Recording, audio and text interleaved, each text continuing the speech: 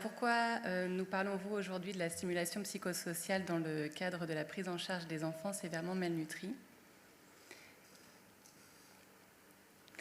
En plus des conséquences de la malnutrition aiguë sévère d'un point de vue individuel, comme par exemple des risques plus élevés du trouble du développement physique et mental, il existe également des conséquences d'un point de vue sociétal, comme par exemple la baisse de la réussite scolaire à l'échelle d'un pays, et également des conséquences d'un point de vue interpersonnel, et notamment dans la relation du donneur de soins principal, qui est souvent la mère, et l'enfant.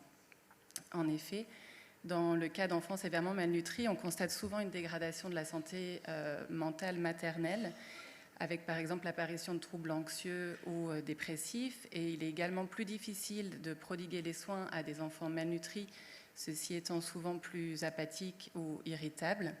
S'ensuit une perte du lien affectif que l'on constate assez souvent. La stimulation psychosociale est l'ensemble des pratiques à travers lesquelles l'enfant reçoit une stimulation physique par le biais d'entrées sensorielles et une stimulation émotionnelle, comme par exemple par des liens affectueux. Elle a des effets bénéfiques à court et long terme sur le développement cognitif et social. Elle est citée dans le protocole de traitement de la malnutrition aiguë sévère du ministère de la Santé du Mali. Cependant, les stratégies et les interventions sont non standardisées et peu de moyens y sont alloués. Comme nous venons de le voir dans la présentation précédente, la prévalence de la malnutrition aiguë sévère des enfants de 6 à 24 mois à Koutiala est de 2,6%. Dans ce contexte, Action contre la faim a développé une intervention dans laquelle la stimulation psychosociale est intégrée au traitement nutritionnel standard dans son manuel FUSAM, qui signifie Follow-up of Severe Acute Malnourished Children. Dans cette intervention, 5 sessions de stimulation psychosociale sont proposées aux familles. La première session est une session d'accueil de la famille. La seconde explore les besoins en communication et jeu. La troisième, l'alimentation et l'allaitement. La quatrième explore les besoins en massage, bain, sommeil et relaxation. Et enfin, la dernière est une session de partage en famille.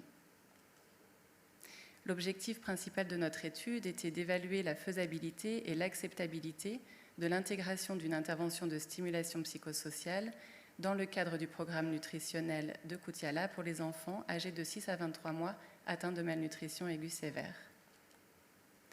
Une adaptation du modèle conceptuel Precede-Proceed a été utilisée pour adapter, mettre en place et évaluer l'intervention. Notre étude a été divisée en 3 phases successives. Après un premier état des lieux qui a permis d'identifier des facteurs clés, les normes, les perceptions liées à l'état nutritionnel et le développement des jeunes enfants, la deuxième partie constituée en l'adaptation du manuel FUSAM au contexte du Mali selon une approche participative. Et enfin, l'intervention de stimulation psychosociale a été mise en place auprès des familles d'enfants atteints de malnutrition aiguë sévère. Nous allons maintenant faire un focus sur les méthodes utilisées pour la phase 2 et 3.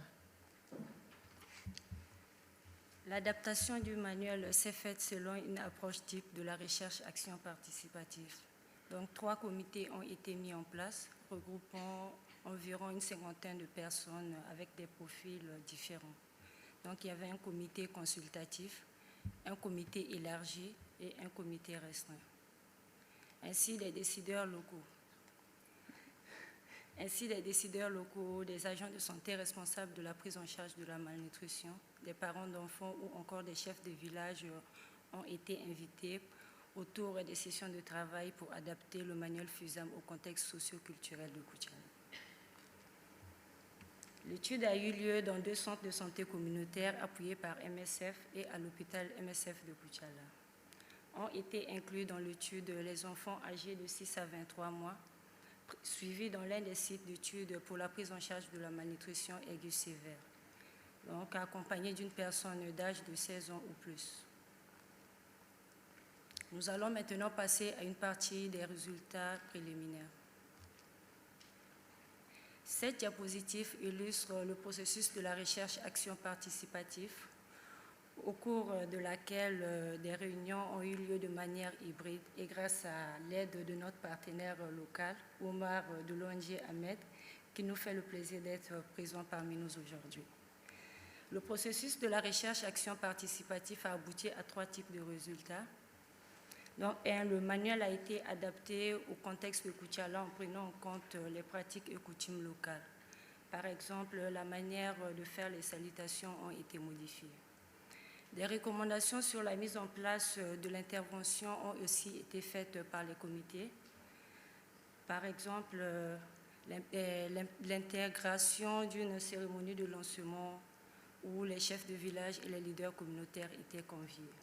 Et enfin, ceci a permis la sensibilisation et l'appropriation de l'intervention par les autorités, les décideurs locaux et les agents de santé.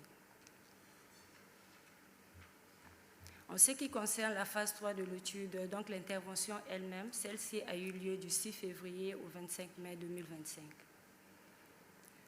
Donc l'intervention de stimulation psychosociale a été proposée à 47 familles. Parmi elles, 7 ont refusé. Parmi les 40 familles incluses, 17 l'ont été au niveau de l'hôpital et 23 au niveau des centres de santé communautaires. 36 familles ont poursuivi l'intervention dans toute son intégralité. La population d'études était constituée de 36 enfants, dont 2 tiers de filles, de 34 mères et de 2 grands-mères. Au total, 149 sessions de stimulation psychosociale ont été proposées aux familles par 3 travailleuses psychosociales, dont 18 sessions ont été conduites au niveau de l'hôpital et 131 au niveau des centres de santé communautaires. Le plus grand nombre de sessions au niveau des centres de santé communautaires s'explique par le fait que les familles recrutées au niveau de l'hôpital poursuivaient les sessions dans les centres de santé communautaires après la phase de transition. Il s'agissait de 122 sessions individuelles et 27 collectifs avec un maximum de 3 familles. Des supervisions étaient organisées par une formatrice psychologue en ligne. Chaque famille a bénéficié d'une session par semaine pendant 5 semaines. La durée moyenne des sessions était de 54 minutes et on constate également une augmentation de cette durée entre la première et la dernière session qui passe de 42 minutes à 58 minutes. Ceci peut expliquer l'intérêt croissant des moments pour les sessions. Et un autre membre de la famille était présent en plus de la mère pour tenter une session. Nous allons maintenant vous présenter quelques résultats de l'analyse préliminaire de 15 entretiens qui ont eu lieu avec des mamans qui ont participé à l'ensemble des sessions. Ce schéma représente l'effet des sessions sur les mamans qu'elles appelaient les causeries. On constate d'une part 3 changements majeurs tels que perçus par les mères. L'amélioration de la santé de l'enfant qui semble plus éveillé grâce au jeu, plus sociable, se montre plus autonome et dort mieux. D'autre part, l'implication de l'entourage qui montre à son égard des attitudes positives, de l'intérêt, exprime des encouragements et également se montre plus soutenant. Et enfin, la capacité d'autonomie et le sentiment d'efficacité des mères, soit l'empowerment, avec une acquisition de connaissances, des effets positifs sur leur bien-être, elles se sentent plus autonomes et ont plus de confiance. Ces changements majeurs perçus par les mères ont eu des effets sur les différents types ou différents niveaux d'interaction qui sont représentés par les cercles roses en dessous. Un premier effet sur l'interaction de l'enfant avec son entourage qui s'exprime notamment par le jeu. Dans cette citation, une maman explique qu'auparavant, le père ne prenait pas le temps de jouer avec son enfant, mais que maintenant, une routine de jeu s'installe entre eux. D'autre part, un effet sur la relation mère-enfant. Ici, la maman explique ou exprime en fait l'évolution de ses sentiments positifs au fur et à mesure des sessions. Elle a commencé avec pas mal d'anxiété et elle termine en ayant plus de confiance dans les soins et dans son bébé. Et enfin, un effet également sur la relation entre la mère et son entourage avec une transmission de connaissances. Et ceci s'exprime par 2 principes. D'une part, parce que les mères ont des sentiments plus positifs et d'autre part, par la reconnaissance de l'entourage vis-à-vis des connaissances, des transmissions acquises par les mamans.